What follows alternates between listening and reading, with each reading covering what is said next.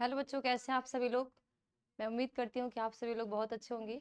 और एक बार फिर से आप सभी का स्वागत है हमारे यूट्यूब चैनल अल्फा इंस्टीट्यूट में। तो बच्चों, आज की क्लास में जो हमने 30 ऑब्जेक्टिव, ठीक है, पिछली क्लास में जो हमने 30 ऑब्जेक्टिव क्वेश्चन किए थे, आज वही देखेंगे लाइव टेस्ट के द्वारा कि आपने कितना सही किया कितना गलत। ठीक है, तो जितने बच्चे का 30 क्वेश्चन में से जितना भी क्वेश्चन आपका सही रहेगा वो आप बताओगे कितना सही है आपका, और कितना गलत है वो भी आप बताओगे। ठीक है, बताने का मतलब ये है जिससे आपको बताओगे तो पता चलेगा कि ये जो आपकी क्लास इस वीक में चली थी, या चैप्टर 1 से लेकर चैप्टर 5 तक जो भी आपने पढ़ लिए हैं, बहुत सारी बार आपने ऑब्जेक्टिव देख लिया है, सब्जेक्टिव, लघु उत्तरी, दीर्घ उत्तरी, बहुत सारे क्वेश्चन को आप कर चुके हैं, लेकिन फिर भी आपको कहीं ना कहीं दिक्कत है, ताकि आप अच्छे 30 में से अच्छे नंबर नहीं ला पाए। ठीक है, तो सारे बच्चे इस चीज को बताएंगे। तो आज होगा लाइव टेस्ट। तो मैं आप सभी के एक क्वेश्चन पे एक लगभग लगभग 1 मिनट का टाइम दूंगी। सारे बच्चे एकदम राइट आंसर बताना, घबरा के क्वेश्चन मत पढ़ना। ये नहीं कि घबराहट में पढ़ ले उसके बाद जल्दबाजी में आंसर जो भी तुक्का मार के दे दे, नहीं, एक बार अच्छे से क्वेश्चन को पढ़ना, उसके बाद आंसर बताना। ठीक है, तो मैं आपको टाइम भी दूंगी, जब आपका बहुत आप लोगों का मैं देख लूंगी किसका सही कितना गलत है, उसके बाद फिर मैं बताऊंगी। ठीक है, तो सभी रेडी हो। एक बार सभी लोग लिंक को शेयर करके उन बच्चों को भी बुला लो जो कि अभी क्लास में नहीं आए हुए। ठीक है, तो चलिए क्लास को स्टार्ट करते हैं। आपके सामने क्वेश्चन खुल चुका है कि ऋतुस्राव चक्र किसमें होता है। ऋतुस्राव को आप रज चक्र भी कहते हो। ठीक है, जो आपका आर्तव चक्र होता है। तो ऋतुस्राव का मतलब हो जाएगा कि जो हर मंथ, ठीक है, जो मंथली क्या हो रहा है, स्रावित होता है। तो ये बेटा मनुष्य में होता है, बंदर में होता है, चिंपैंजी में होता है, या इन सभी में होता है। बताओ, ये जो ऋतुस्राव की प्रक्रिया होती है, जो कि लगभग लगभग ये किसी किसी में 28 दिन या किसी में 29 डे की ये एक साइकिल होती है। ठीक है, एक साइकिल होती है। तो ये सिर्फ मानव में ऐसा होता है। अब देखो, ये चीज भी है, चाहे मानव हो, चाहे बंदर हो, चाहे चिंपैंजी, कोई भी हो, जिसमें भी हो रहा है, ये मादा में होगा। ठीक है, ध्यान देना, नर में नहीं होगा, मानव मादा में ही होगा। ठीक है, क्योंकि महिला में जो मादा होगी, जो फीमेल होगी, इसमें ही ऋतुस्राव ये पाया जाएगा। तो बताइए, मनुष्य में, बंदर में, चिंपैंजी में, या इन सभी में, बताइए क्या है इसका राइट आंसर होगा। ये शायद आप क्वेश्चन कई बार आप कर भी चुके हैं, और इस टॉपिक से रिलेटेड मैं आपको कई बार मैं बता भी चुकी हूँ कि ऋतुस्राव क्या होते हैं और किन में ये पाए जाते हैं। तो बताइए, ऋतुस्राव चक्र किसमें होता है, मनुष्य में, बंदर में, चिंपैंजी में, या इन सभी में। बताइए फटाफट सभी लोग।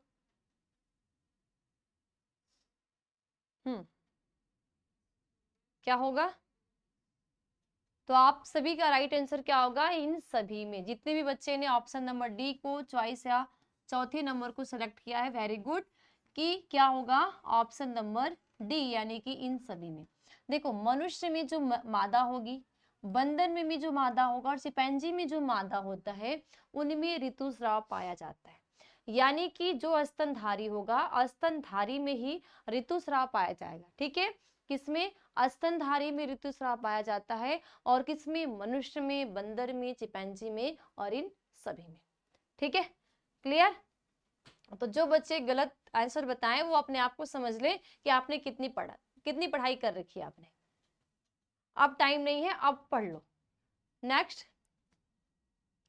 स्तनधारी में निषेचन कहाँ होता है। अब जितने भी स्तनधारी हैं, ठीक है, क्योंकि देखो निषेचन की भी कई सारे पार्ट्स होते हैं। तो जो स्तनधारी भी होते हैं जो मैमल्स, ठीक है, जिनमें क्या होते हैं, मैमरी ग्लैंड प्रेजेंट, यानी कि स्तनधारी हम उन्हें कहते हैं जिसमें दुग्ध ग्रंथियां प्रेजेंट होती है। यानी कि जो बच्चे को जन्म देते हैं, जो जो अपने स्तन से बच्चे को दुग्ध पिलाते हैं, वो सारे आपके स्तनधारी की श्रेणी में आते हैं। अब जितने भी बच्चे देने वाले जीव होंगे और जितने भी स्तन ग्रंथियां जो होती है उनसे दुग्ध निकलेगा, दुग्ध पिलाने वाले जीव होंगे, वो सारे आपके स्तनधारी के प्राणी में आएंगे। ठीक है, तो जितने भी आपके स्तनधारी होते बेटा, उसमें फर्टिलाइजेशन कहाँ होता है, अंडाशय में होता है, वसी भाग में होता है, गर्भाशय में होता है, या फैलोपियन नली में होता है। बताइए कहाँ पे होता है, बताइए स्तनधारी में निषेचन कहाँ होता है, अंडाशय में, वशी भाग में, गर्भाशय में, या फैलोपियन नली में। कहाँ होता है बताइए, फटाफट बताइए। कि स्तनधारी में जितने भी मैमल्स, स्तनधारी का मतलब होगा मैमल्स, और मैमल्स वे होते हैं जिसमें मैमरी ग्लैंड यानी कि जिसमें स्तन ग्रंथियां प्रेजेंट हो। अब अगर वो स्तन ग्रंथि प्रेजेंट है तो वो बच्चे को दूध भी पिलाएंगे। तो वो सारे आपके मैमल्स होते हैं। तो अंडाशय में, वृषि भाग में, गर्भाशय में या फैलोपियन नली में, बताइए किस में होते हैं। ठीक है, वेरी गुड। क्या हो जाएगा ऑप्शन नंबर डी यानी कि फैलोपियन नली। फैलोपियन नली को हम क्या बोलते हैं, ओविडक्ट। ठीक है, ओविडक्ट भी कहते हैं। फैलोपियन नली को हम क्या बोलते हैं, ओविडक्ट। और इसको आप क्या बोलते हो हिंदी में, अंडवाहिनी। क्या बोलोगे, अंडवाहिनी। अब देखो यहाँ पे तो निषेचन हो रहा है, इसमें क्या होता है, एक का निर्माण होता है। ठीक है, ये वसी भाग होता है, ये जो गर्भाशय है, इस एक का, इस फैलोपियन नलिका में क्या होता है, निषेचन होता है, यानी कि फर्टिलाइजेशन होगा। ठीक है, क्या होगा, निषेचन यानी कि फर्टिलाइजेशन होगा। तो फर्टिलाइजेशन के बाद जो जायगोट बनेगा, ठीक है, जायगोट बनेगा, जायगोट से जो भ्रूण बनेगा, भ्रूणी अवस्था आएगी, वो उसका गर्भाशय में क्या होता है, रोपण होता है, जो कि लगभग 9.5 माह तक का समय लगता है एक शिशु को जन्म देने में। तो आप हमेशा बताओगे निषेचन क्या होगा, फैलोपियन नली में, किसमें, स्तनधारी में। इसी तरह आप देखते हो कुछ ऐसे भी जीव होते हैं जिसमें, क्योंकि फर्टिलाइजेशन है तो दो प्रकार का, एक है आंतरिक और एक है बाह्य। तो स्तनधारी होगा तो फैलोपियन नली का। अब जरूरी नहीं है कि बहुत सारे ऐसे भी आपको जीव पाए जाएंगे जिनमें आंतरिक निषेचन होता है, लेकिन जरूरी नहीं है कि फैलोपियन नलिका में। तो मैमल्स में कहाँ होगा, फैलोपियन नली यानी कि ओविडक्ट में या अंडवाहिनी में होता है। ठीक है, इसी तरह आप जितने भी एम्फीबियन देखोगे, जितने भी आप देखोगे उभयचर को देखते हो, उनमें जो फर्टिलाइजेशन होता है एक्सटर्नल होता है, यानी कि मादा शरीर के बाहर। ये मादा शरीर के अंदर, क्योंकि ये जो फैलोपियन नली है, ठीक है, ये जो फैलोपियन नली है, ये मादा जनन तंत्र का एक भाग है। और कौन सा भाग है, सहायक अंग है। ठीक, तो ये क्या है, अंदर है, तो कहाँ होगा, आंतरिक होगा। अब अगर यही बाहर होता तो उसको हम क्या बोलते हैं, बाह्य निषेचन यानी कि एक्सटर्नल फर्टिलाइजेशन। तो जब भी पूछा जाएगा आप बोलोगे फैलोपियन नली में, किसमें, सिर्फ स्तनधारी में। अब जरूरी नहीं है कि सिर्फ स्तनधारी में, बहुत सारे अगर अलग अलग पूछा जाएगा तो उसके अलग अलग होते हैं, लेकिन जहां स्तनधारी क्या है और आंतरिक क्या है तो आप हमेशा बोलोगे फैलोपियन नली यानी कि ओविडक्ट या अंडवाहिनी में। ठीक है, तो बताओ कितने का सही गया, कितने का गलत। ठीक है, चेक करते रहना और बताते रहना क्या क्या सही कर रहे हो, क्या गलत कर रहे हो, कितना सही कर रहे हो, कितना गलत कर रहे हो। ठीक है ना, क्योंकि आप यही पे इतने सही चेक कर लेना कि चैप्टर 5 आपका कितना तैयार है, क्योंकि आपके बोर्ड एग्जाम में ऑब्जेक्टिव क्वेश्चन तो आने ही आने हैं, और ये सारे जो क्वेश्चन आपके बोर्ड से रिलेटेड है बोर्ड एग्जाम में पूछे जाते हैं। तो आप देखो क्या किए हो, कितना तैयार कर पाए हो। जब अभी नहीं तैयार होगा तो कभी नहीं होगा, क्योंकि आप इतने टाइम से पढ़ते आ रहे हो, जब अब नहीं कर पाओगे तो बस ऐसे ही आजकल आजकल आजकल करते जाओगे, एग्जाम पास आ जाएगा, नहीं तैयार होगा। ठीक है, अगला, प्राकृतिक अनिषेक जनन पाया जाता है। नेचुरल अनिषेक जनन, देखो कुछ ऐसे भी जीव हैं जिनमें हम अनिषेक जनन की क्रिया होती है, लेकिन कुछ नेचुरल अनिषेक यानी कि कुछ नेचुरल पार्थिनोजेनेसिस होते हैं। तो जो नेचुरल पार्थिनोजेनेसिस होता है वो पाया जाता है मक्खी में, मधुमक्खी में, मच्छर में या उपयुक्त सभी में। बताइए किसमें पाए जाते हैं, किसमें पाए जाते हैं, बताओ। जो होगा प्राकृतिक अनिषेक जनन, अनिषेक जनन को आप बोलते हो, प्राकृतिक को नेचुरल पार्थोजेनेसिस, अनिषेक जनन। अनिषेक जनन से क्या मतलब, यानी कि बिना जनन का, ठीक है, बिना निषेचन का। अनिषेक का मतलब कि बिना निषेचन की जनन की क्रिया हो रही है, जिससे एक जीव का निर्माण हो रहा है। तो वो मधुमक्खी में होता है, मच्छर में होता है या मक्खी में होता है, किस में होता है, बताओ किस में होगा, मधुमक्खी में, मक्खी में, मच्छर में या उपयुक्त सभी में। बताइए फटाफट, बताइए जल्दी जल्दी बताइए किस में होगा। ऑप्शन नंबर ए, बी, सी या डी, क्या होगा, बताइए क्या होगा।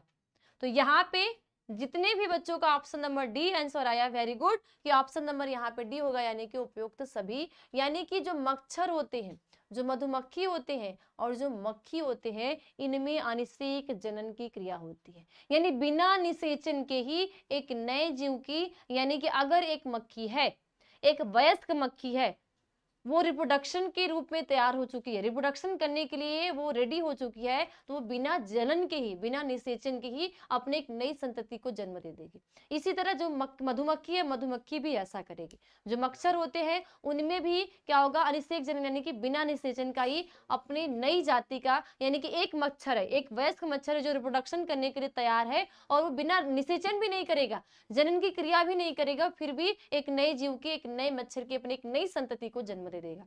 तो ऐसे जो बिना निषेचन की क्रिया होती है इसको बोलते हैं पार्थोजेनेसिस, और ये आपके मक्खी में, मधुमक्खी में, मच्छर में। तो यहाँ पे आपके तीनों है, इसलिए आपको क्या हो जाएगा, उपयुक्त सभी। लेकिन अगर अलग अलग जगह पे आपको सिर्फ इसका एक ही दिखेगा और बहुत सारे इसके ऑप्शन होंगे, तो आप हमेशा इसमें से जो भी होगा आप उसी को बताओगे। ठीक है, ओके। नेक्स्ट, द्विव निषेचन का परिणाम होता है, द्विव निषेचन को आप बोलते हो डबल फर्टिलाइजेशन, यानी कि एक ही बार में दो बार निषेचन। ठीक है, एक जीव के शरीर में या एक बार ही जो निषेचन की क्रिया हो रही है उसमें दो निषेचन। तो द्विव निषेचन का परिणाम होता है बीज पत्र, बीजांडकाय, भ्रूणपोष या भ्रूण। बताओ क्या होते हैं जब डबल फर्टिलाइजेशन होता है, और एक ऐसी विशेष प्रक्रिया है निषेचन की। हालांकि चाहे आपके जितने भी प्लांट्स हैं, आपको पादप जगत के 5 वर्ग को आपने पढ़ा होगा, थैलोफाइटा, ब्रायोफाइटा, टेरिडोफाइटा, जिम्नो और एंजियोस्पर्म, लेकिन इन चारों का, जिम्नोस्पर्म से लेके और थैलोफाइटा, इन चारों में से एक विशेष ऐसा एक पौधा है, वो आपका एंजियोस्पर्म, और यही आपका फ्लावरिंग प्लांट्स होता है। और इनमें ही एक विशेष प्रकार का फर्टिलाइजेशन होता है जिसको हम बोलते हैं डबल फर्टिलाइजेशन, यानी कि दोहरा निषेचन। तो इनका कुछ परिणाम भी होता है। देखो, निषेचन में आप क्या बोलोगे, नर युग्मक और मादा युग्मक के समेकन को, या नर युग्मक या मादा युग्मक के संलयन से बने जायगोट की क्रिया ही हम क्या बोलेंगे, निषेचन कहेंगे। लेकिन इसमें एक और भी परिणाम आपको देखने के लिए मिलता है। तो उससे क्या निर्माण होता है, बीजपत्र का, बीजांडकाय का, भ्रूणपोष का या भ्रूण का। बताइए किसका निर्माण होता है। तो आप सभी का आंसर लगभग क्या होगा, भ्रूणपोष का। तो यहाँ पे क्वेश्चन नंबर चौथे का ऑप्शन नंबर सी हो जाएगा कि भ्रूणपोष का। ठीक है, क्यों, क्योंकि यन से, और ये जो ध्रुवीय न्यूक्लियस होते हैं वो आपके होते हैं 2n।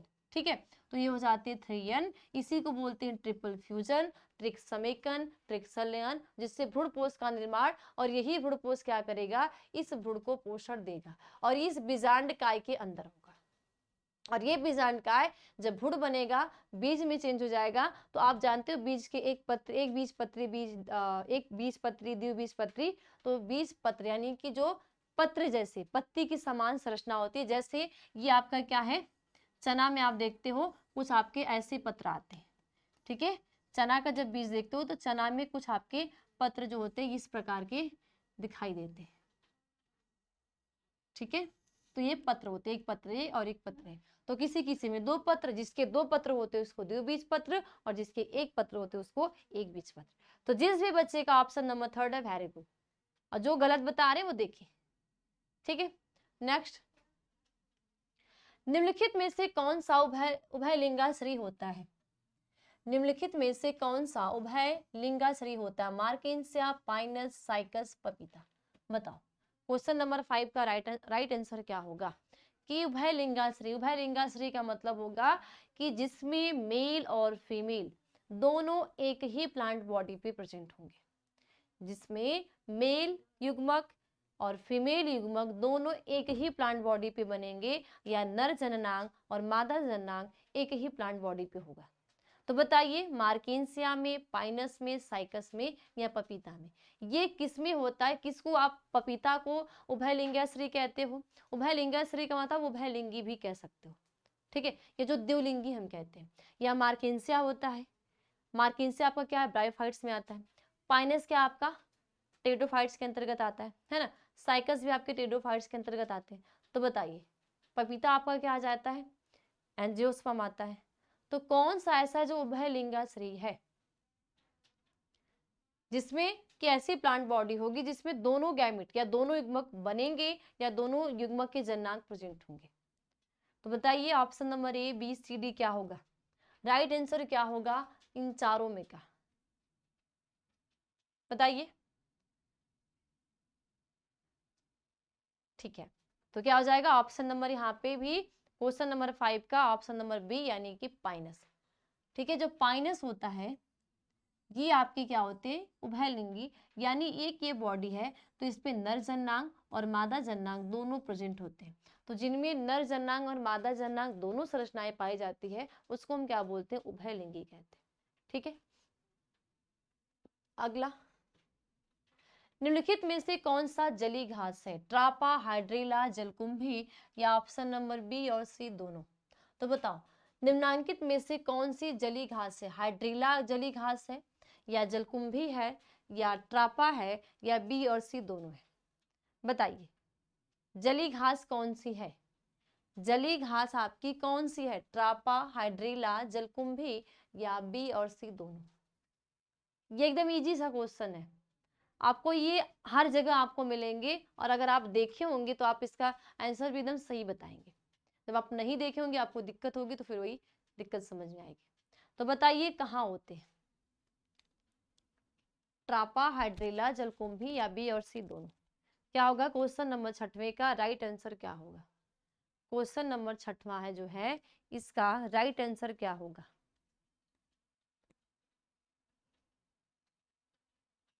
ठीक है, तो जलीय घास कौन सी होती है आपकी, ऑप्शन नंबर सी यानी कि जलकुंभी। इस जलकुंभी को हम कहते हैं बंगाल का आतंक। क्या बोलते हो, बंगाल का आतंक, क्योंकि जो ठीक है, बंगाल में क्या किया गया था, इसको एक सजावट के रूप में, ठीक है, जैसे हम सजावट के रूप में पौधे उगाते हैं ना, तो इसको सजावट के रूप में जो जल था इसको जल में लगा दिया गया था। ठीक है, अब इसमें इतनी क्षमता पाई जाती है कि इसमें ये अपने कायिक जनन के द्वारा बहुत तेजी से फैलते हैं, अपनी संख्या को बढ़ाते हैं। और क्या किए वहां पे, जहां वहां का वाटर था, जो जल था, उनको पूरा छेक लिए, जिसकी वजह से बहुत सारी जो मछलियां थी, बहुत सारे जो जलीय जीव थे वो क्या हुए, मर गए। क्योंकि जब ये पूरे पानी के ऊपर कवर कर लिए तो उनको जो अंदर जो जलीय जीव थे उनको ऑक्सीजन लेना मुश्किल हो गया, उनको पोषक पदार्थ लेना मुश्किल हो गया, जिससे बहुत ऐसे जीव का क्या हो गया, वहां पे विनाश हो गया। इसीलिए इसको बंगाल के आतंक के नाम से भी जाना जाता है, किसको, जलकुंभी को। ठीक है, किसको, जलकुंभी, क्योंकि पहली बार ये बंगाल में ही लगाया गया था, किसके रूप में, सजावटी यानी फैशन के रूप में।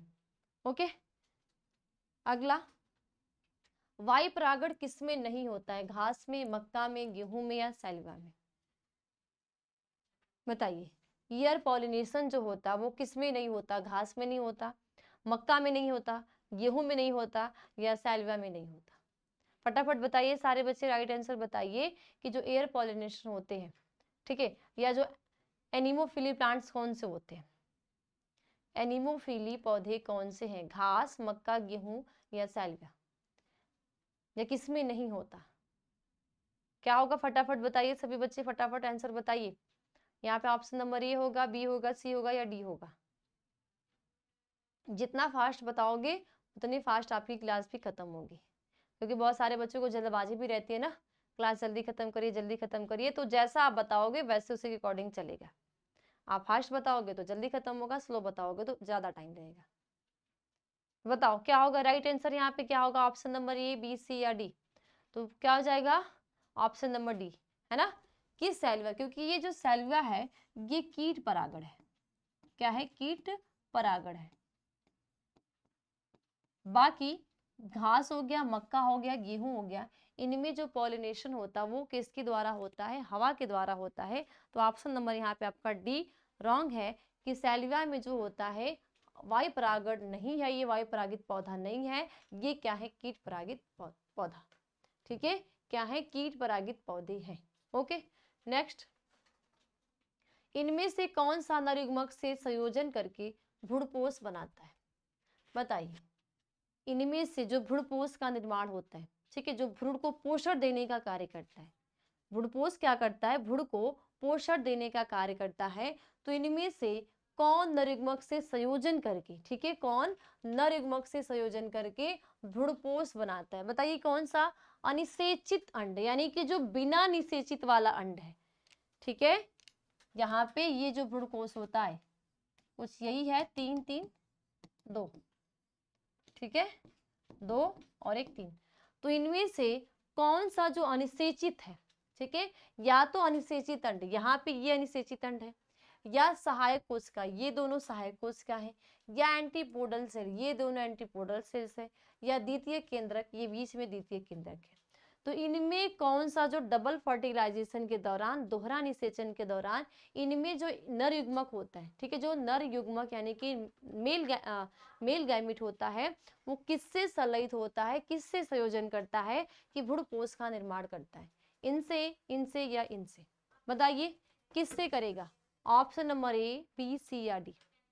तो ये एकदम इजी सा है, सभी का आ जाएगा क्या? Option number D. ठीक है, अब जो गलत बता रहे हैं वो अपना फिर से वापस से रिवीजन करेंगे। ठीक है, तो ऑप्शन नंबर डी यानी कि द्वितीय केंद्रक से।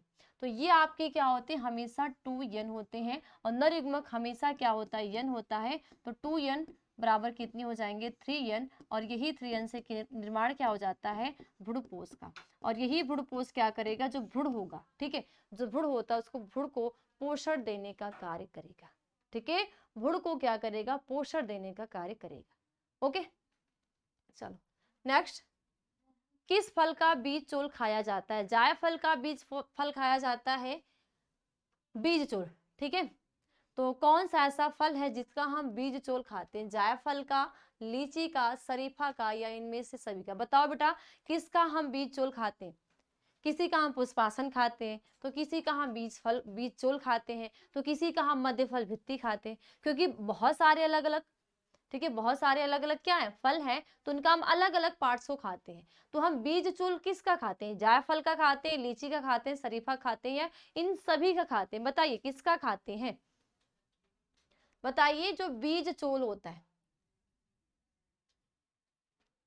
बीज चोल हम किसका खाते हैं? बताइए।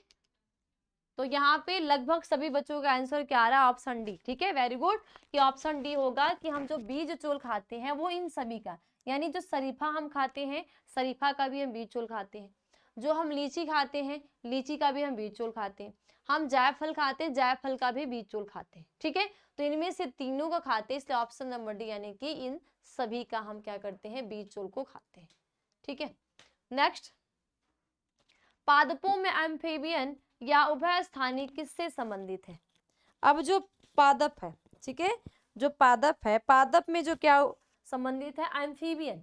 ठीक है, एम्फीबियन क्या होते हैं? जो मेढक वर्ग, जो उभयचर होते हैं, है ना, जो जल और स्थल दोनों पे रहते हैं, यानी कि जो जीव जल और स्थल दोनों जगह रहते हैं उनको हम एम्फीबियन कहते हैं, है ना। तो पादपों में एम्फीबियन या उभय स्थानीय किससे संबंधित है? शैवाल से, ब्रायोफाइट से, कवक से, या टेडोफाइट से? बताइए किससे संबंधित है?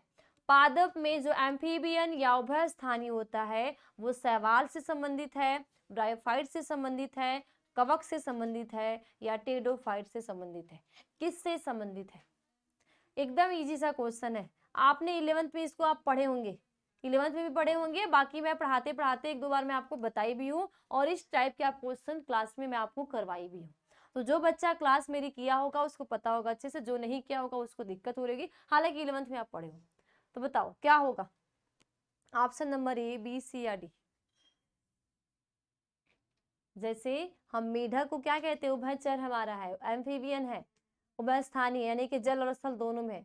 उसी तरह पौधों में भी आता है, पौधों को भी हम क्या कहते हैं? एम्फीबियन या उभय स्थानीय।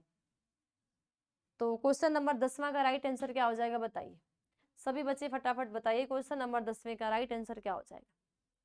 वेरी गुड, सभी बच्चों का ऑप्शन क्या आ जा रहा है? कुछ कुछ का गलत, बाकी सभी का, यानी कि ब्रायोफाइट्स। तो बेटा ऑप्शन नंबर यहाँ पे बी, ये जो ब्रायोफाइट्स होते हैं इनको हम बोलते हैं पादपों में एम्फीबियन।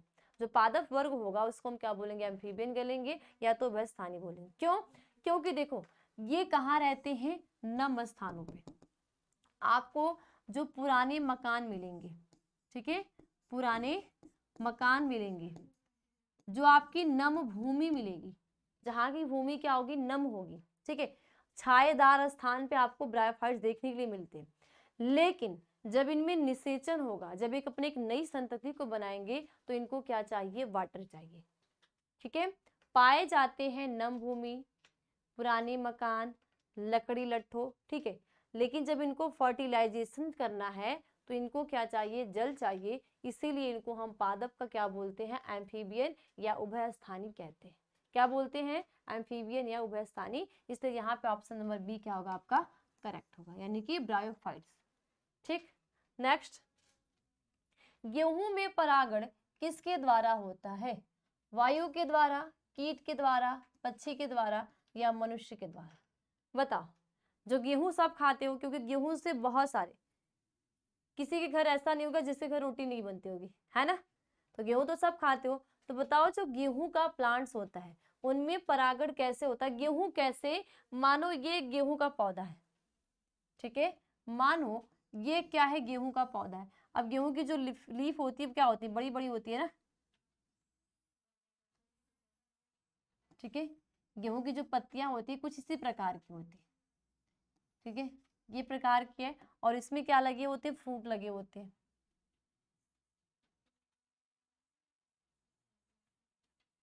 है ना, ऐसे इनकी जो बाल होती है ना जिसमें बीज रहते हैं, तो इसी प्रकार का जो गेहूं का पौधा होता है ना, बताओ, इसी टाइप का जो आपने गेहूं का पौधा, जो रोटी खाते हो, ब्रेड खाते हो, बहुत सारी चीजें इसकी जो बनाई जाती है गेहूं की बनती है, ठीक है।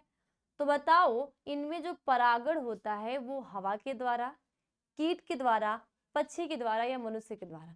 अब अगर आपको कंफ्यूजन है तो मैं बता देती हूँ कि इनमें जो पुष्प लगे होते हैं, जो, ठीक है, ये इनमें क्या लगे हैं, जो पुष्प लगे हैं ये बहुत ही छोटे होते हैं और रंगहीन होते हैं, ये भी मैं बता दी आपको, इनमें ये पुष्प लगे हैं, ठीक है, ये जो व्हाइट व्हाइट कलर से मैं बात कर रही हूँ पुष्प लगे हैं, और ये रंगीन है, गंधहीन है, आकार में छोटे हैं।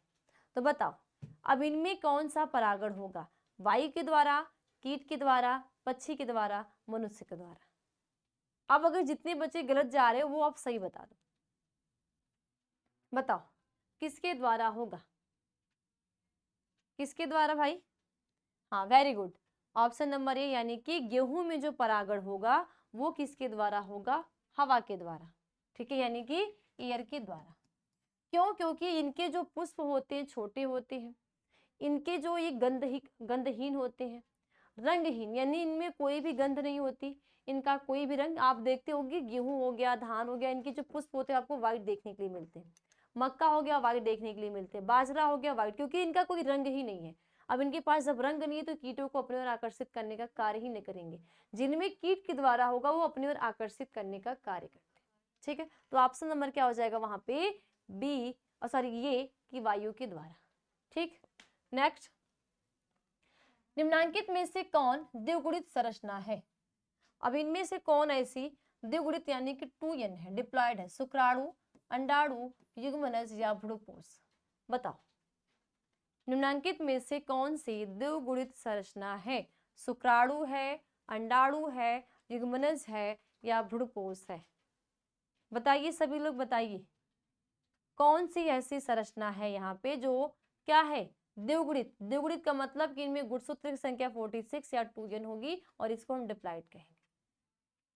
तो आप सभी का आंसर क्या हो जाएगा, option number C, very good, कि युग्मनज, क्योंकि ये यन है, ये भी यन है, ये आपस में जुड़ते हैं 2n बना देते हैं, ठीक, और ये यन होता है, आपस में 2n जुड़ता है तो ये 3n हो जाता है, ठीक है।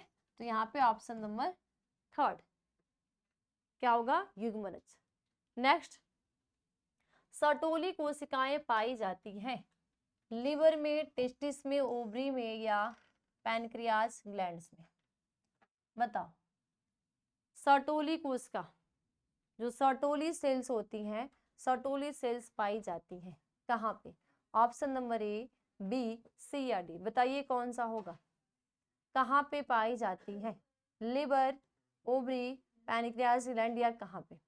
ऑप्शन नंबर ए होगा, बी होगा, सी होगा या डी होगा। बताओ, चैप्टर नंबर 3 मानव जनन वाले चैप्टर से आपका ये क्वेश्चन है, तो बताइए कहाँ पाई जाती है, बताइए। हाँ वेरी गुड, क्या हो जाएगा, ऑप्शन नंबर बी, यानी कि वृषण में, ठीक है। नेक्स्ट, स्त्रियों में द्वितीयक लैंगिक लक्षणों का नियंत्रण होता है।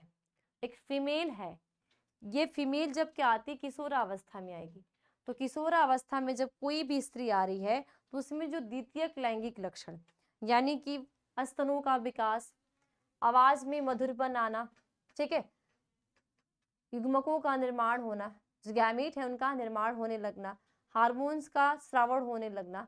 तो ये जितनी भी द्वितीयक लैंगिक लक्षण होते हैं वो कब आते, किसके, कौन नियंत्रण करता है? रिलैक्सेशन द्वारा, प्रोजेस्टेरॉन द्वारा, एस्ट्रोजन द्वारा या गोनाडोट्रोपिन के द्वारा? बताइए। ठीक है, तो बताइए, रिलैक्सिन द्वारा, प्रोजेस्टेरॉन द्वारा या एस्ट्रोजन द्वारा या गोनाडोट्रोपिक द्वारा? बताओ किसके द्वारा जो एक मादा के अंदर या एक महिला के अंदर द्वितीयक लक्षण आते हैं, ठीक है, जो द्वितीयक लैंगिक लक्षण आते हैं वो किसके द्वारा आते हैं? ऑप्शन नंबर ए, बी, सी या डी? बताइए बेटा किसके द्वारा होगा, फटाफट आंसर दीजिए। क्या होगा? रिलैक्सिन द्वारा, प्रोजेस्टेरॉन द्वारा, एस्ट्रोजन द्वारा या गोनाडोट्रोपिन द्वारा? बताइए किसके द्वारा? वेरी गुड, ऑप्शन नंबर क्या हो जाएगा? सी, यानी कि एस्ट्रोजन के द्वारा। देखो ये जो एस्ट्रोजन हार्मोन्स है, प्रोजेस्टेरॉन हार्मोन्स है, ये गोनाडोट्रोपिन हार्मोन्स रिलीजिंग होने के बाद होता है। ये हार्मोन जो आपका रिलीज किया जाता है ये पीयूष ग्रंथि के द्वारा। तो ये पीयूष ग्रंथि दो प्रकार के हार्मोन्स को स्रावित करता है, एलएच और एफएसएच। एलएच क्या करता है? दो प्रकार के अंडाशय के अंदर दो प्रकार के हार्मोन्स रिलीज होता है, एक प्रोजेस्टेरॉन और एक एस्ट्रोजन। ये प्रोजेस्टेरॉन को बेटा बोलते हैं प्रेगनेंसी हार्मोन। यही आपको क्या करता है, जब कंसीव कोई लेडी कंसीव होती है, जो एंड्रोमेट्रियम की लेयर एक परत बनाती है, इसी हार्मोन्स के द्वारा होता है। और यही हार्मोन्स का कार्य होता है जो अंडाणु है, युग्मक है, उसका निर्माण होना। और इसी हार्मोन्स का जब लेवल ज्यादा होता है तो जो ग्राफिन पुटक होते हैं वो फट जाती है, जिससे एक जो होता है बाहर निकल के ओव्यूलेशन की क्रिया होती है। तो एस्ट्रोजन हार्मोन्स के द्वारा कोई भी महिला है उसमें जो द्वितीयक लैंगिक लक्षण होंगे, ठीक है, वो आएंगे। ठीक है, तो ऑप्शन नंबर क्या होगा यहाँ पे? सी। नेक्स्ट, मासिक चक्र के दरमियान किस दिन अंडोत्सर्ग होता है? मासिक चक्र, ठीक है, जो मेंस्ट्रुअल साइकिल है, जो आर्तव चक्र है, जो रजोधर्म बोलते हैं हम, या आम भाषा में पीरियड जैमसी कहते हैं। तो मासिक चक्र के दरमियान किस दिन ओव्यूलेशन यानी कि अंडोत्सर्ग होता है? 8वें से 10वें दिन, 12वें से 14वें दिन, 14वें से 15वें दिन या मासिक चक्र के अंतिम दिन? बताइए, इसमें आपका राइट आंसर क्या हो जाएगा? क्वेश्चन नंबर 15 का राइट आंसर क्या होगा? यानी कि जैसे ही मानो 28 दिन का मेंस्ट्रुअल साइकिल है, 28 दिन का जो ऋतुस्राव होता है, ठीक है, तो एक से लेके इसका जो डे होता है 1 से लेके 5 दिन, ठीक है, तो मान लो खत्म होने के 8वें से 10वें दिन है, या 12वें से 14वें दिन है, या 14वें से 15वें दिन है? बताओ किस दिन पे ओव्यूलेशन होता है? ऑप्शन नंबर ए, बी, सी या डी? तो यहाँ पे बहुत सारे बच्चों का आंसर क्या आ रहा है? ऑप्शन नंबर सी, यानी कि 14वें से 18वें दिन। यानी कि जिस भी महिला के अंदर उसकी जो मेंस्ट्रुअल साइकिल होगी वो 28 दिन की होगी तो 14वें दिन, जिसके अंदर 29 डे की होगी तो कितना होगा? 15वें दिन। ठीक है, तो 14 से 15वें दिन, क्योंकि एक 28 निर्धारित नहीं होती, किसी में 28 तो किसी में 29। हाँ, वो अलग बात है, किसी में 28 से पहले भी हो जाता है, किसी में 29 से लेट भी हो जाता है, तो वो अलग अलग डे पे होगा, जिस हिसाब खत्म होगा उस हिसाब से होगा। ठीक, नेक्स्ट,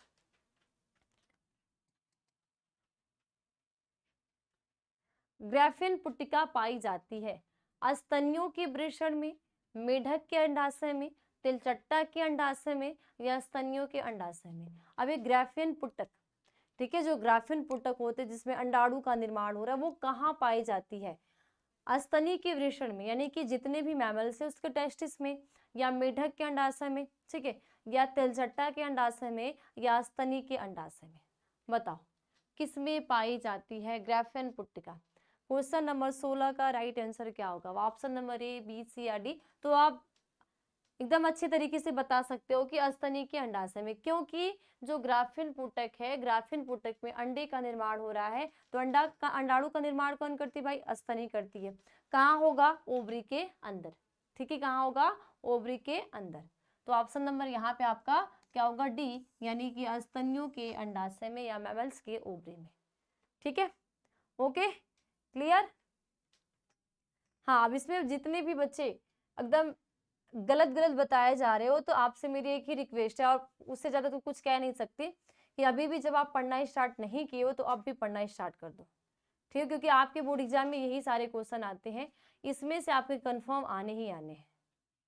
तो जरूरी थोड़ी है, अब एग्जामिनर वो कोई भी क्वेश्चन दे सकता है, तो आप हर एक टॉपिक से हर एक तरीके का क्वेश्चन किए रहेंगे तो आपको जहां से आएगा वो कर लोगे। जब आप नहीं पढ़े रहोगे, नहीं तैयार रहेगा, तो कहीं से पूछेगा आपको नहीं आएगा। ठीक है, तो अभी भी टाइम है, बहुत टाइम भी नहीं बीता है, बहुत ज्यादा भी टाइम है। नेक्स्ट, एक स्वस्थ महिला की पूरा जीवन काल में उत्पन्न कुल अंडों की संख्या होती है। एक स्वस्थ लेडीज है जिसकी पूरी जीवन काल में जो अंडे, हर एक मंथ में एक अंडे का निर्माण हो रहा है, ठीक है, एक अंडे का ओव्यूलेशन हो रहा है, एक अंडे बाहर निकल रहे हैं, ठीक है। जब वही अंडा निषेचित नहीं होता है तो ऋतुस्राव के रूप में वो बाहर निकलते हैं, जो रजचक्र कहते हैं, ऋतुस्राव जो आवर्त चक्र होता है, ठीक है। तो बताओ, एक स्वस्थ लेडीज है, उसकी पूरी जीवन काल, उसकी जो पूरी लाइफ साइकिल है, वो कितने अंडों को निर्माण करती है? 4000, 440 या 365? बताइए कितनी करती है? 4000 करती है, 400 करती है, 40 करती है या 465 करती है? कितने एक का फॉर्मेशन करती है? ये मेरे हिसाब से मैं चौथी या पांचवी बार आपको बता रही हूँ। तो जो बच्चे पिछली क्लास मेरे साथ किए होंगे उनको ये पता होगा, और जिसकी पहली क्लास होगी वो कंफ्यूज हो सकते हैं, या वैसे भी आपने पढ़ा होगा। ठीक है, बताओ 4000, 440 या 365? ऑप्शन नंबर ए, बी, सी या डी, क्या होगा? हाँ, क्या हो जाएगा? 400, यानी कि ऑप्शन नंबर बी। अगर एक स्वस्थ महिला है, एक स्वस्थ लेडीज है, उसके कोई भी दिक्कत है, स्वस्थ महिला कहने का मतलब यहाँ होगा कि एक जो महिला है उसकी जो ओवरी है उसमें कोई भी दिक्कत नहीं है, स्वस्थ है, तो वो अपने पूरे जीवन काल में 400 अंडे का निर्माण करती है, या उनके पूरे जीवन काल में 401 का फॉर्मेशन होता है। ठीक है, अब ये जरूरी नहीं है, क्योंकि जरूरी नहीं है, एक अनुमान है, वैज्ञानिक दृष्टिकोण से अनुमान लगाया गया है। अब क्योंकि किसी की जल्दी डेथ हो जाती है, किसी की कम हो जाती है, तो एक जो पूरी एज है उसका अनुमान है। अब जल्दी हो जा रही है तो ये नहीं जरूरी कि 400 ही बनेंगे, लेकिन एक वैज्ञानिक दृष्टिकोण से अनुमान कितना लगाया गया है? 400। ठीक, नेक्स्ट, सहेली क्या है? गर्भधारण की मुखी गोली है, या नॉन स्टेरॉयड गोली है, या मानव मादा के लिए मुखी गर्भ निरोधक है, या बी तथा सी दोनों है? बताओ सहेली क्या है? चैप्टर नंबर 4 से क्वेश्चन है आपका। सहेली क्या होती है? गर्भधारण की मुखी गोली होती है, या नान, यानी कि जो गर्भधारण करने के लिए, अगर कोई भी ऐसी महिला है जो गर्भधारण नहीं कर पा रही है, तो इस सहेली जो मेडिसिन है इसका यूज करेगी तो वो गर्भधारण यानी कि प्रेग्नेंट हो जाएगी। या नॉन स्टेरॉयड गोली है, या मानव मादा के लिए मुखी गर्भ निरोधक है। एक गर्भधारण और गर्भ निरोधक, एक गर्भ को धारण करने वाली है, या गर्भ निरोधक यानी कि गर्भ को खत्म करने वाली है, या तो ऑप्शन नंबर बी और सी दोनों है? बताइए क्वेश्चन नंबर 18 का आपका राइट आंसर क्या हो जाएगा? बताओ क्या होती है? बताइए। क्या हो जाएगा? ऑप्शन नंबर डी कि बी तथा सी, ये क्या है? मानव मादा के लिए मुखी गर्भ निरोधक है, यानी कि ये गर्भ निरोधक गोलियां हैं जिसके यूज से, ठीक है, जो मंथली यूज की जाती है, जिसके यूज से गर्भधारण की क्षमता कम हो जाती है, क्योंकि जब ये यूज किया जाता है तो जो प्रोजेस्टेरॉन हार्मोन्स होता है उसका लेवल क्या होता है? डाउन रहता है। ठीक है, इसके साथ साथ ये नॉन स्टेरॉयड गोली होती है, यानी कि इस गोली का कोई भी अप्रभाव नहीं होता। जैसे कुछ हम मेडिसिन खाते हैं तो उसका कुछ प्रभाव होता है, कुछ साइड इफेक्ट भी होते हैं, तो इसके कोई भी साइड इफेक्ट नहीं होते हैं। ठीक है, इसलिए यहाँ पे ऑप्शन नंबर डी, बी और सी दोनों, यानी कि नॉन स्टेरॉयड गोली है, इसके साथ साथ मानव मादा के मुखी गर्भ निरोधक है। ठीक है, नेक्स्ट, कापड़ रोकती है अंडोत्सर्ग को, अंड निषेचन को, भ्रूण रोपण को, या दोनों? बी और सी दोनों? बताओ जो कापड़ है वो किसको रोकती है? कापड़ जो है वो तांबे की आकार एक संरचना होती है, ठीक है, तांबे की कापर की बनी होती है, तांबे की पतली तार होती है जो टी आकार की होती है, इसीलिए इसको हम कहते हैं कापर टी। तो ये अंडोत्सर्ग को रोकेगी, या अंड निषेचन को रोकेगी, या भ्रूणरोपण को रोकेगी, या ऑप्शन नंबर बी और सी दोनों को? बताओ किसको रोकेगी? 19 का राइट आंसर क्या होगा? तो आप सभी का ऑप्शन नंबर क्या होगा? बी, यानी कि अंड निषेचन को। क्या करेगी, ये जो गर्भाशय मिट्टी आकार की युक्त डिवाइस लगाई जाती है, जिससे कि मेल युग्मक ये कुछ अपने कॉपर आयन को छोड़ती है। भाई कॉपर है तो कॉपर आयन तो रिलीज करेगी ही, तो जब एक कॉपर कुछ रसायन को, कुछ आयन को रिलीज करती है, जिसकी वजह से अगर यहाँ पे मेल गैमेट आ भी रहे हैं तो उनमें जो मूवमेंट है, ठीक है, जो उनको सक्रियता है उसको क्या कर देती है, कम कर देती है, जिससे कि उनकी क्या हो जाए, डेथ हो जाए, और जो गर्भधारण होता है या जो अंडे और शुक्राणु का निषेचन होता है, जो निषेचन की क्रिया होती है, उसी को क्या कर देती है, अवरुद्ध कर देती है। ठीक है, तो क्या होगा, अंड निषेचन को।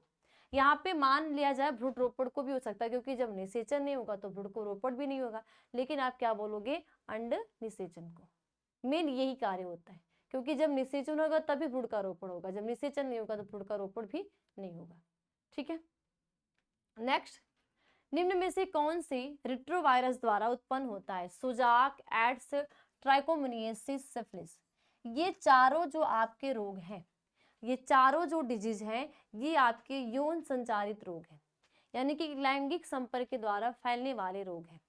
तो जो रेट्रोवायरस के द्वारा उत्पन्न कौन सा रोग है, सुजाक होता है, एड्स होता है, ट्राइकोमोनियासिस होता है, या सिफिलिस होता है। बताओ कौन से ऐसे रोग हैं जो रेट्रोवायरस के द्वारा उत्पन्न होता है, बताइए कौन सा ऐसा है, ए बी सी या डी, बताइए फटाफट बताइए। हाँ, तो जितने बच्चों का ऑप्शन नंबर बी आ रहा है, वेरी गुड, एड्स होते हैं, क्योंकि जो एड्स होते हैं इनमें रेट्रोवायरस पाए जाते हैं। और ये एड्स हो गया, चाहे सिफिलिस हो गया, चाहे ट्राइकोमोनियासिस हो गया, चाहे सुजाक हो गया, ये सारे आपके यौन संचारित रोग होते हैं। ठीक है, अब देखो एड्स जो रोग होता है, अगर कोई भी व्यक्ति एड्स से ग्रसित हो जा रहा है तो उसकी डेथ होना तय ही है, क्योंकि जो इसके सिम्टम होते हैं, जो इसके लक्षण होते हैं, कोई भी नहीं शो करता। जैसे अगर किसी व्यक्ति को सिफिलिस है, सुजाक है, ठीक है, तो इससे क्या होता है कि जो हमारे जनन अंग होते हैं उनमें कोई ना कोई लक्षण शो आ जाते हैं, जैसे कि छालेपन आ गया, लाल दाने आ गया, ठीक है, सूजन हो गई, बहुत सारे ऐसे सिम्टम आ जाते हैं जो कि हमें दिखाई देते हैं, और हम डॉक्टर से इसको सलाह लेके उसको ठीक कर लेते हैं। ठीक है, जितनी भी आपके उपदंश, सुजाक, सिफिलिस, हेपेटाइटिस बी। लेकिन एक एड्स ऐसा रोग है जो अगर कोई व्यक्ति, चाहे महिला है चाहे पुरुष है, इस रोग से ग्रसित हो भी गया है, लेकिन उसको पता नहीं चलता, क्योंकि इसके सिम्टम्स शो करने में, इसके लक्षण शो करने में लगभग 4 से 12 साल लग जाते हैं। जब तक इसका सिम्टम शो होता है तब तक जो व्यक्ति होता है पूरी तरीके से इस रोग से ग्रसित हो जाता है, और जब इसका पता चलता है तो बहुत ज्यादा, साल भर, 6 महीना, इससे ज्यादा उसको जीवित नहीं रखा जा सकता, क्योंकि एड्स की वजह से जो हमारा प्रतिरक्षा तंत्र होता है पूरी तरीके से प्रभावित हो जाता है। जब हमारा प्रतिरक्षा तंत्र, देखो जो प्रतिरक्षा तंत्र होता है उसमें जो WBC की मात्रा होती है, WBC क्या करती है कि अगर हमारे शरीर के अंदर कोई भी रोगाणु आ रहे हैं, है ना, कोई भी वायरस आ रहे हैं, तो उसको क्या करती है, भक्षण करने का कार्य करती है। और जब ये बेचारा जो रेट्रोवायरस है, ये हमारे प्रतिरक्षा तंत्र को धीरे धीरे धीरे धीरे धीरे क्या कर रहा है, कमजोर कर रहा है, और ये चीज हमें पता नहीं है। ठीक है, तो जब ये खुद वहां पे एक वायरस प्रेजेंट है जो हमारे प्रतिरक्षा तंत्र को क्षय कर रहा है, तो उसमें WBC, अगर कोई भी वायरस आ रहा है तो वो कोई भी काम नहीं करेगा। तो एड्स की वजह से हमारा प्रतिरक्षा तंत्र एकदम वीक हो जाता है, जिससे कि रोगी को नहीं बचाया जा सकता। इसके सिम्टम्स हो जाएंगे, इसके लक्षण दिख जाएंगे, इसके लक्षण दिख जाएंगे, लेकिन इसके लक्षण जल्दी शो नहीं करते।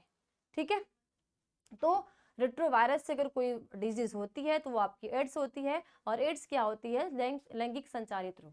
और इसमें क्या होता है, जरूरी नहीं कि लैंगिक संपर्क के द्वारा, एक ऐसा रोग होगा, ये तीनों जो होगा ये आपके लैंगिक संपर्क से ही फैलेगा, लेकिन ये तो लैंगिक संपर्क से तो फैलेगा, लेकिन जरूरी नहीं है कि सिर्फ लैंगिक संपर्क के द्वारा ही फैलेगा, ये ब्लड डोनेट से भी फैल सकता है। मान लो अगर कोई व्यक्ति है जो एड्स से ग्रसित है और उसने दूसरे बंदे को क्या कर दिया, ब्लड को दान दिया, तो वो व्यक्ति भी इस रोग से ग्रसित हो सकता है।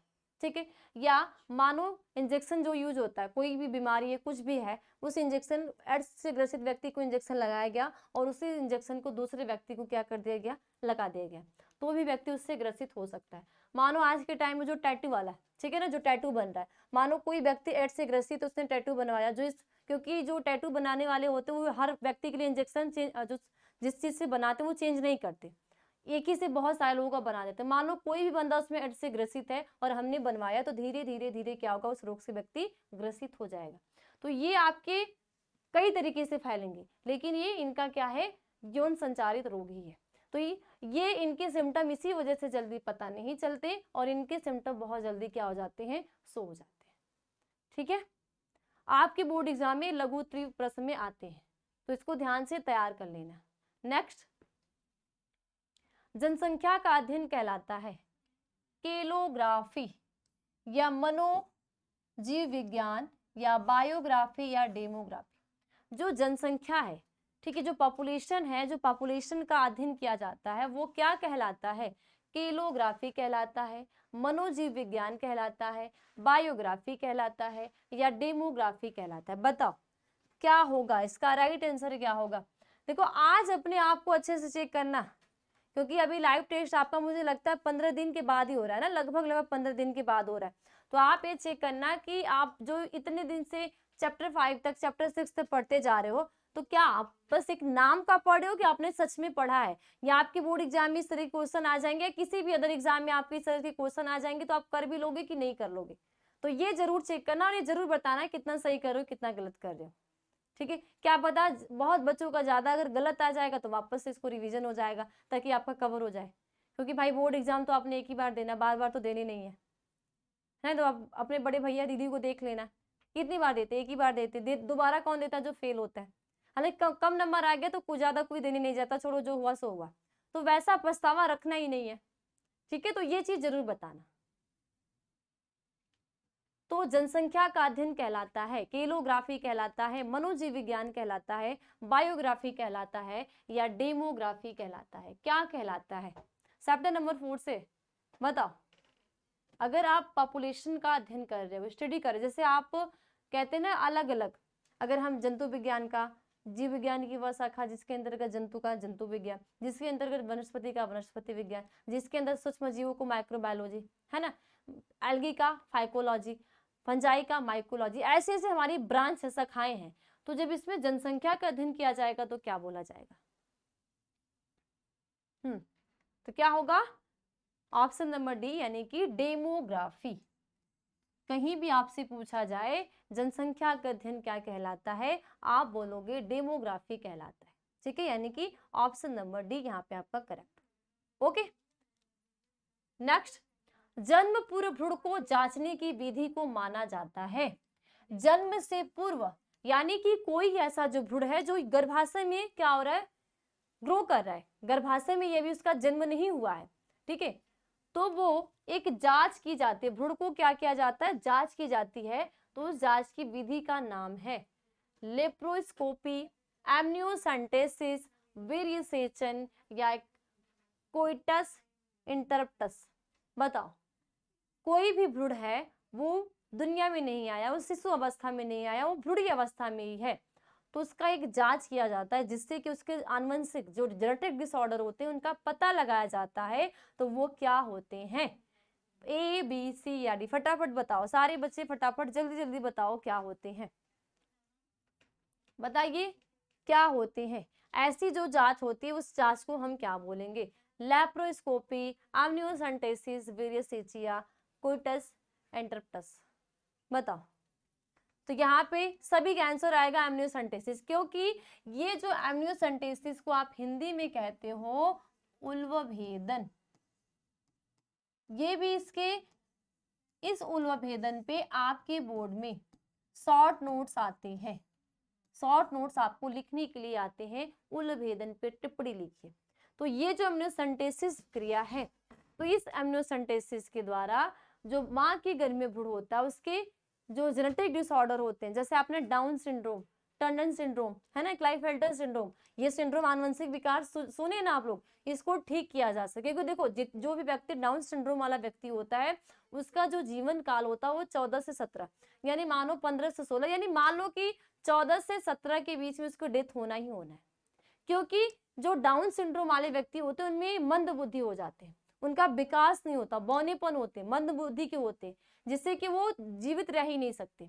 तो ऐसे व्यक्ति को दुनिया में क्यों लाना, इसीलिए जो हमारी गवर्नमेंट है ये एमनियोसेंटेसिस के उल्वभेदन की क्रिया है, जिसके द्वारा ये पता चलता है कि अगर कोई भ्रूण है माँ के गर्भ में पल रहा है, अगर कोई दिक्कत है तो अगर उसको जन्म से पहले ठीक किया जा सके तो डॉक्टर से सलाह लेकर उसको हम ठीक कर दें।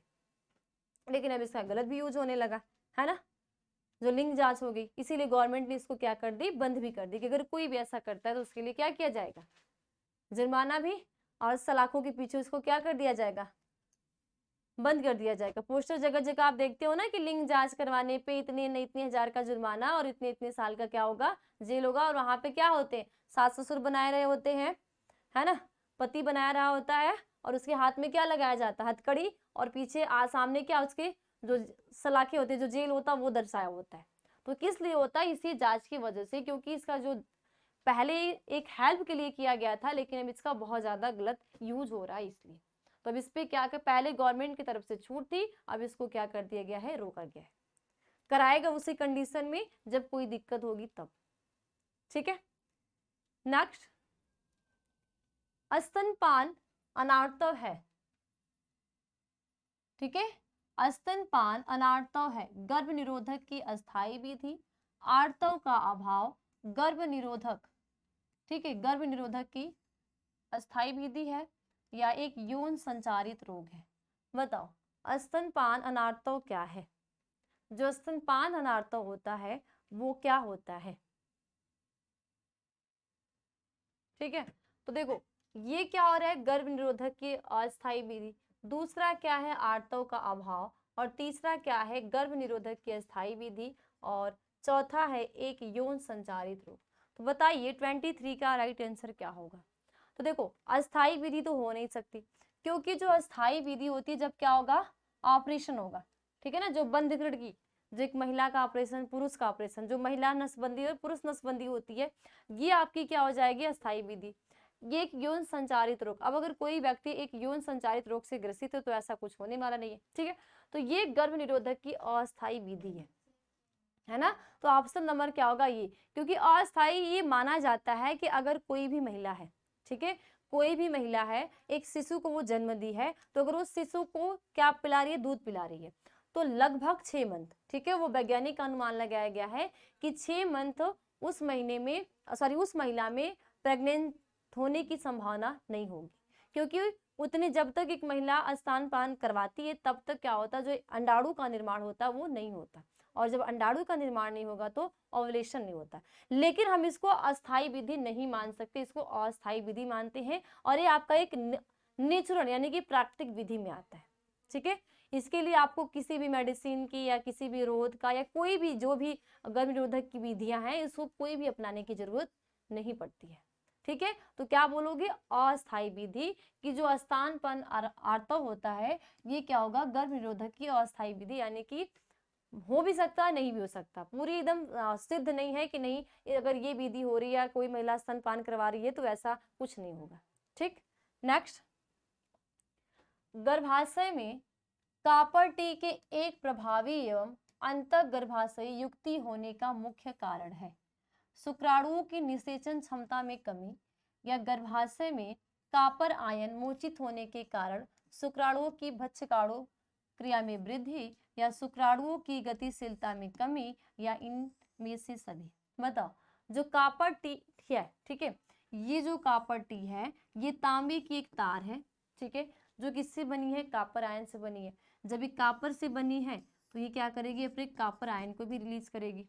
तो बताओ अगर ये गर्भाशय के अंदर इसको रोपित किया गया है, तो अगर मेल गैमीट जाएगा तो वो क्या करेगा, शुक्राणु की निषेचन क्षमता में कमी कर देगी, या गर्भाशय में कॉपर आयन मोचित होने के कारण शुक्राणुओं की भक्षकाणु क्रिया में वृद्धि होगी, यानी कि शुक्राणु को भक्षण करने की, मारने की क्रिया में क्या हो जाएगी, कॉपर आयन मोचित होने की वजह से जो भक्षाणु यानी कि मारने की क्रिया में ग्रोथ हो जाएगा, या शुक्राणुओं की गतिशीलता में कमी होगी, या इनमें से सभी। बताइए इसका राइट आंसर क्या होगा, कौन सा इसका राइट आंसर होगा, कौन सी ऐसी क्रिया होगी जो कि कॉपर टी के यूज से हेल्प करेगी। ऑप्शन नंबर ए, बी, सी या डी।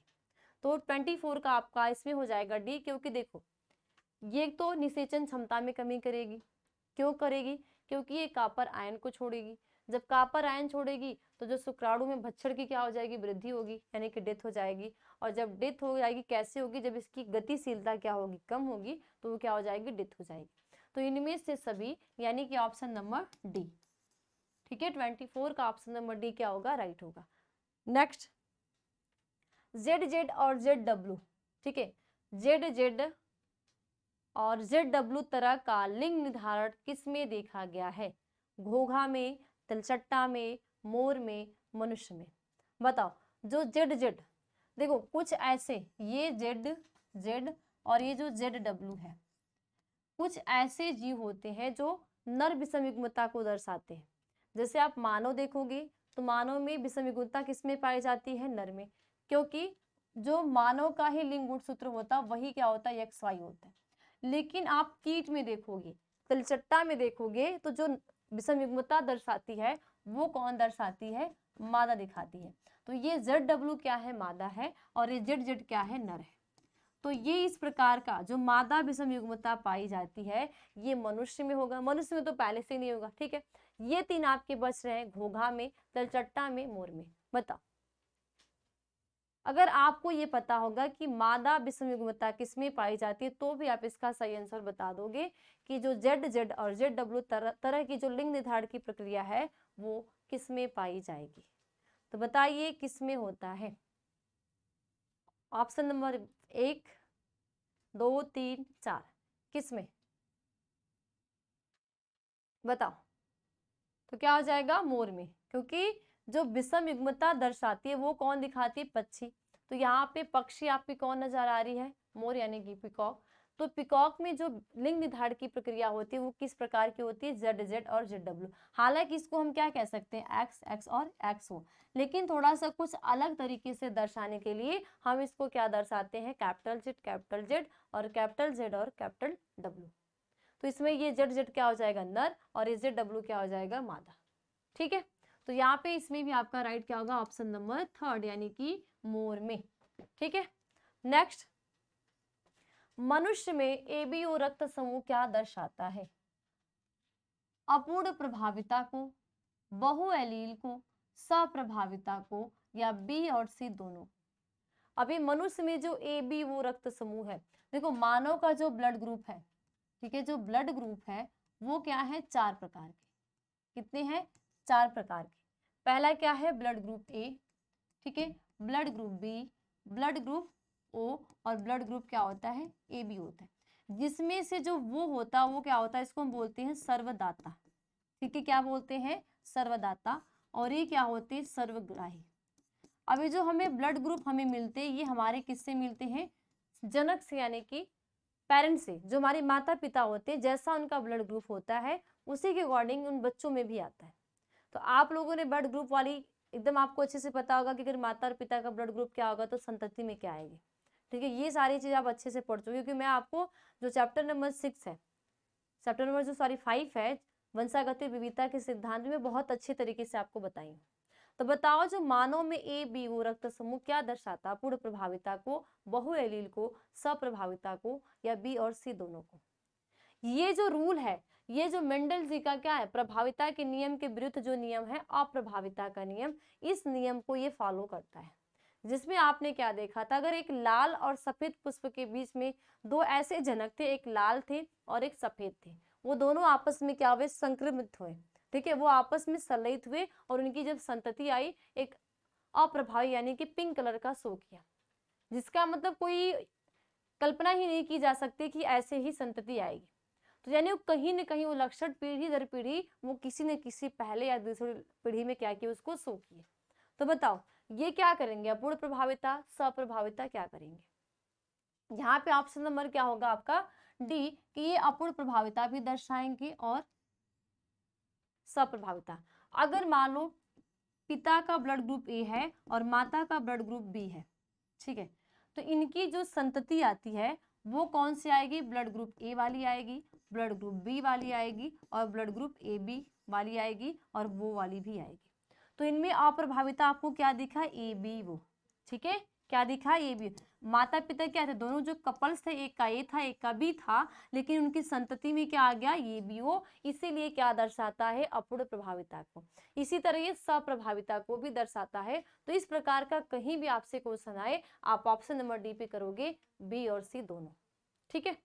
नेक्स्ट, और इसके साथ साथ यहाँ पे बेटा RS फैक्टर भी डिपेंड करता है। जैसे ब्लड डोनेट करना होता है तो अगर कोई A ब्लड ग्रुप वाला व्यक्ति है तो वो A को ही देगा, लेकिन उसमें भी फैक्टर अगर ये पॉजिटिव है ये पॉजिटिव है तो वो ए नेगेटिव को नहीं दे सकता। हालांकि एक बार दे देगा, एक बार वो ले लेगा, लेकिन दूसरी बार लेने पे उस व्यक्ति की क्या हो जाती है, डेथ हो जाती है। तो यहाँ पे फैक्टर भी मायने रखता है कि ये पॉजिटिव है या निगेटिव है। ठीक, नेक्स्ट, मेंडल के सिद्धांत को दोहराने वाले वैज्ञानिक कौन थे? मेंडल जी ने क्या किया था, आनुवंशिकता का नियम दिया था, प्रभाविता का नियम दिया था कि जो कुछ में प्रभावित हुए और कुछ में अप्रभावित हुए। तो मेंडल जी के सिद्धांत को दोहराने वाले, नहीं वापस से दोहराने वाले वैज्ञानिक कौन थे? डार्विन, वैलस एवं ह्यूगो डी ब्रीज थे। डार्विन, ठीक है, डार्विन, कोरेंस एवं सेरमार्क थे, या ह्यूगो डी ब्रीज, कोरेंस एवं सेरमार्क थे, या मार्गन, ह्यूगो डी ब्रीज एवं कोरेंस थे। तो बताओ, जो अप्रभाविता का नियम है, मेंडल जी का क्या था, प्रभाविता का नियम, उन्होंने 3 नियम दिया था, लेकिन एक अप्रभाविता का नियम, लिंग संलग्नता का नियम जो आप पढ़ते हो, ठीक है, तो बताओ इस नियम को, जो आनुवंशिकता का नियम, उसको दोहरा के कौन वैज्ञानिक ने दिया था? बताइए, ऑप्शन नंबर ए है, बी है, सी है या डी है? बताइए क्या है, कौन से ऐसे जो वैज्ञानिक थे जिन्होंने इस नियम को दोहरा के एक अलग प्रकार के नियम को दिया था? तो ऐसे कौन से महान व्यक्ति हैं, बताइए, किसी को पता है? ऐसे महान व्यक्ति कौन थे जो, जिसको हम बोलते हैं आनुवंशिकी के पिता, ठीक है, जेनेटिक फादर ऑफ जेनेटिक बोलते हैं, जो हमारे पूरे भी जितने भी आनुवंशिक है, जो भी आनुवंशिक लक्षण, जो भी आनुवंशिक, ठीक है, जो भी कुछ भी है, वो कौन दिए? ग्रेगर जॉन मेंडल, उनको हम मानते हैं, लेकिन उनके नियम को भी झुटला देने वाले या उनके नियम के भी विरुद्ध एक नियम लाने वाले, तो ऐसा कौन कर सकता है? एक आम व्यक्ति तो कर नहीं सकता, कोई ना कोई वैज्ञानिक ही करेगा। तो बताइए वो कौन से ऐसे वैज्ञानिक थे, बताइए, बताइए, ए, बी, सी या डी? तो यहाँ पे क्या हो जाएगा, ऑप्शन नंबर सी, यानी कि हुगो डी ब्रीज, कोरेंस एवं सेरमार्क।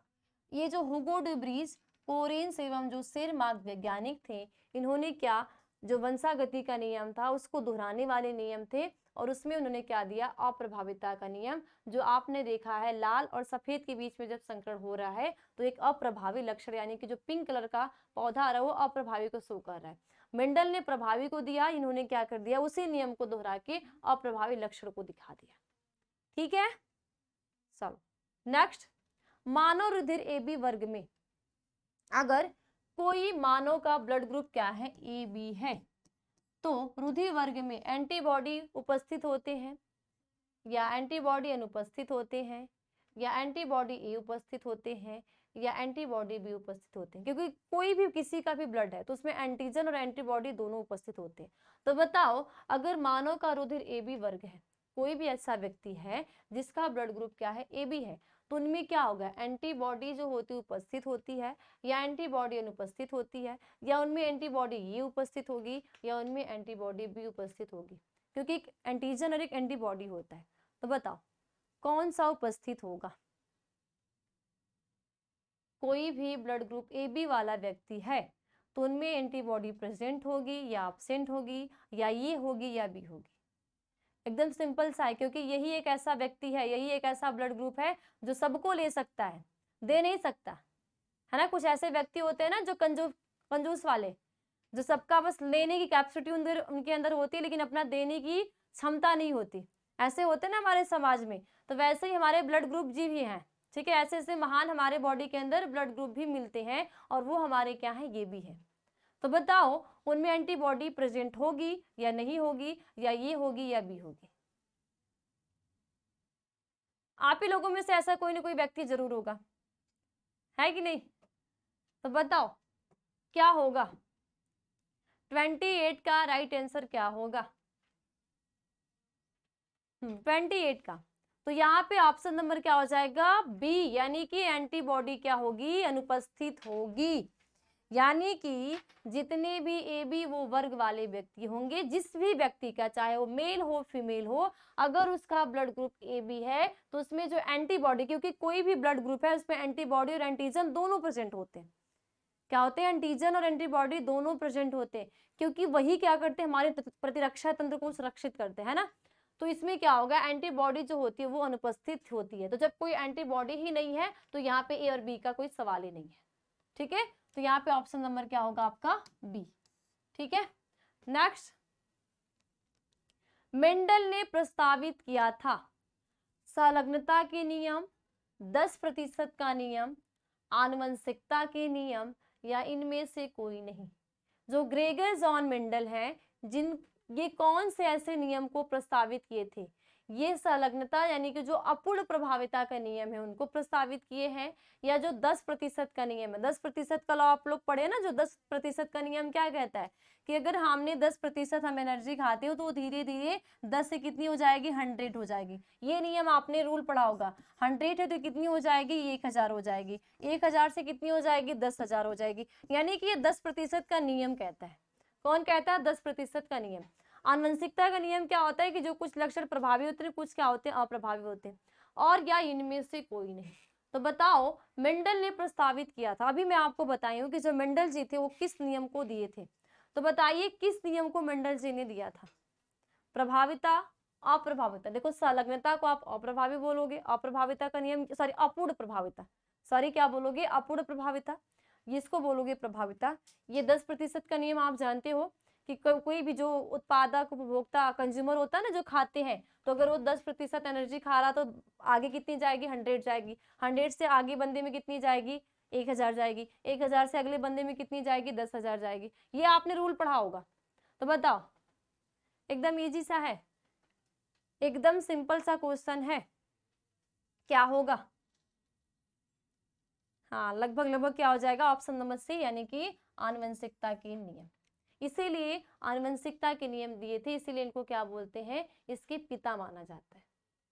क्योंकि कोई भी व्यक्ति जिसके जो जनक होते हैं, जो निर्माण किए करते हैं, उसको हम क्या बोलते हैं, पिता। जैसे हमारे पिता हमें इस दुनिया में लाए हैं, अपने एक पीढ़ी को जन्म दिए, तो हमारे पिता कौन होते हैं, जो हमारे मम्मी पापा। इसी तरह कोई ना कोई रूल तो कोई दिया है। तो जितने भी आनुवंशिक या जो हमारे डीएनए है, क्योंकि डीएनए हमारा क्या आनुवंशिक पदार्थ है, जो सूचनाओं को एक पीढ़ी से दूसरी पीढ़ी में, जो लक्षण है उसको एक पीढ़ी से दूसरी पीढ़ी में लेके जा रहा है। तो ऑप्शन नंबर क्या होगा, यहाँ पे सी होगा। संलग्नता का कौन दिया है, जो आपका क्या है, अपूर्ण प्रभाविता, जो हुगो डे व्रीज, सेरमार्क, ये है। ठीक, नेक्स्ट और लास्ट क्वेश्चन, द्विसंकर क्रॉस में अनुलक्षणी, अनुलक्षणी का मतलब होता है फिनोटाइप। देखो, कोई भी जीव है, कोई भी जीव है, एक होता है उसका फिनोटाइप और एक होता है जीनोटाइप। फिनोटाइप हम उसे कहते हैं जिसके बाह्य लक्षण को, यानी कि मानो मेरा बाह्य लक्षण क्या है, हाथ, पैर, आंख, नाक, ये हमारे क्या है, बाह्य लक्षण है। ठीक है, लंबाई, कलर, ये सारे क्या होते हैं, बाह्य लक्षण होते हैं। जीनोटाइप यानी कि हमारी जो जीनी संरचना क्या है, क्योंकि हमारे जितने भी लक्षण हैं, सारे लक्षण के क्या होते हैं, अलग अलग जीन होते हैं। ठीक है, जितने भी हमारे शरीर के अंदर कोई भी सिम्टम है, कोई भी लक्षण है, वो अलग अलग जीन होते हैं। तो जीनी संरचना को हम जीनोटाइप कहते हैं, और बायोमॉर्फोलॉजी को हम क्या बोलते हैं, फिनोटाइप कहते हैं। तो बताओ, जो द्विसंकर क्रॉस है, द्विसंकर क्या क्रॉस, जो डबल, ठीक है, जो द्विसंकर क्रॉस क्या है, वो दो जीनों की वंशागति को शो करता है। आपने मेंडल जी का स्वतंत्र अभिवन का नियम पढ़ा होगा, कि जो मेंडल जी थे, वो जो स्वतंत्र अभिवन के नियम में ये बताया है कि कैसे जीनोटाइप क्या होता है, उसका फिनोटाइप क्या होगा। इसमें आप दो जीनों की वंशागति को देखते हो, यानी कि लंबाई को और साइज को। ठीक है, यानी कि लंबाई और कलर को, या रंग को, या आकार को। तो इसमें दो जीन की वंशागति होती है। तो ये जो नियम है, जिस बच्चे ने मेंडल जी का स्वतंत्र विवन का नियम पढ़ा होगा, उसको पता होगा कि फिनोटाइप का क्या होगा। 3 संबंधी 1, 1 संबंधी 2 संबंधी 1, 9 संबंधी 7, या 9 संबंधी 3 संबंधी 3 संबंधी 1। बताओ क्या होगा। जिस भी बच्चे ने मेंडल का थर्ड लॉ पढ़ा होगा उसको अच्छे से पता होगा। और जिसको अभी भी कंफ्यूजन है फिनोटाइप जीनोटाइप में, तो इसमें आपको जो मेंडल जी के नियम के क्रॉस थे, तो उसमें सिर्फ आपके बाह्य लक्षण को बताना है कि कितने लंबे पौधे आए थे, कितने बौने पौधे आए थे, और कौन किस रंग के आए थे। क्योंकि वहां पे साइज और कलर की बात की गई थी। पीला गोल बीज और हरा झुर्रीदार बीज के बीच में जो संकरण कराया गया था, और संकरण कराने सबको आता है। और अगर आप क्रॉस कराने में आपको दिक्कत होती है तो आप पुणे वर्ग में रख के करोगे, तो कभी भी आपका जो संकरण कराओगे किसी भी जीव के या किसी भी जनक के बीच में आप कराओगे, तो वो कभी भी आपका गलत नहीं होगा। तो बताओ ए, बी, सी या डी। तो लास्ट क्वेश्चन है, सभी बच्चे एकदम सही सही आंसर बताओ, सही सही एकदम राइट बताना, गलत मत बताना। बताओ। हाँ, वेरी गुड। क्या हो जाएगा? ऑप्शन नंबर डी, यानी कि 9 संबंधी 3 संबंधी 1 का अनुपात होता है। ठीक है। जिस बच्चे को अगर इस क्वेश्चन में दिक्कत होगी, इसी चैनल पर चैप्टर नंबर 5 वंशागति और विविधता का सिद्धांत वाला चैप्टर देखेंगे, और कौन सी टॉपिक, मेंडल जी का जो थर्ड लॉ है उसको देखेंगे, तो ये आपका बेटा क्लियर हो जाएगा। ठीक है। तो बताना जरूर कि कितने आपने सही किया और कितना गलत किया। सारे बच्चे कमेंट करके बताएंगे, जितने भी बच्चे क्लास में है उनकी रिस्पॉन्सिबिलिटी है, मैं ये देखना चाहती हूँ। सारे बच्चे भी ये नहीं कि मेरे बोलने पे आप ना करो, तो सारे बच्चे इसको शेयर करेंगे। आपकी रिस्पॉन्सिबिलिटी कि ताकि जो भी बच्चे हैं अभी नहीं किसी भी कारणवश क्लास को ज्वाइन नहीं कर पाए होंगे, तो उनका ना छूटे। तो ये आपका काम है। लाइक मत करना, मुझे लाइक नहीं चाहिए, बस आप क्या करना है, इसको शेयर करना। शेयर करने के साथ साथ इसको आप ये बताना आप कितना सही किए कितना गलत। अगर मान लो अगर बच्चों की संख्या गलत आएगी कि बहुत सारे बच्चे बोले नहीं कम, मुझे एवरेज दिखेगा कि नहीं 30 में एकदम लो जा रहा है, तो मैं कोशिश करूंगी कि वापस से आपको समझाऊं, ताकि कि बेटा क्योंकि आपको बोर्ड एग्जाम में एक बार बैठना, बार बार नहीं बैठना। तो ये चीज जब आप करोगे, जब आप बताओगे, तब आपकी समस्या सॉल्व होगी। नहीं बताओगे तो नहीं सॉल्व होगी, क्योंकि अगर आपके अंदर कमी है तो कमी को जब बाहर निकालोगे तभी। जब तक कमी को नहीं बताओगे तब तक कोई भी जो प्रॉब्लम वो सॉल्व हो ही नहीं सकती। ठीक है। तो मुझे उम्मीद है कि सारे बच्चे जरूर बताएंगे कितने सही किए थे कितने गलत किए थे, और इसको शेयर भी जरूर करेंगे उन बच्चों तक जो कि स्कूल के वजह से या किसी भी काम की वजह से जो भी कारण था नहीं कर पाए होंगे। ये बेटा आपके बोर्ड एग्जाम के लिए आप 30 क्वेश्चन अच्छे से कर ले तो मैं गारंटी दे रही हूँ कि आपके बोर्ड एग्जाम में आने ही आने, नहीं आना तो बताना, क्योंकि बोर्ड एग्जाम बैठोगे ना तो बताना कि नहीं आया था। ठीक, चलो तो बस आज की क्लास में इतना ही, मिलते हैं अगली क्लास में, और ऐसे ही होगी हमारी अगली क्लास एक नए टॉपिक के साथ। तो आप सभी का बहुत बहुत धन्यवाद कि आप लोगों ने मेरे साथ इतने टाइम अपना जो एक अनमोल टाइम हो दिया। ठीक है, तो सभी को बाय बाय, टेक केयर।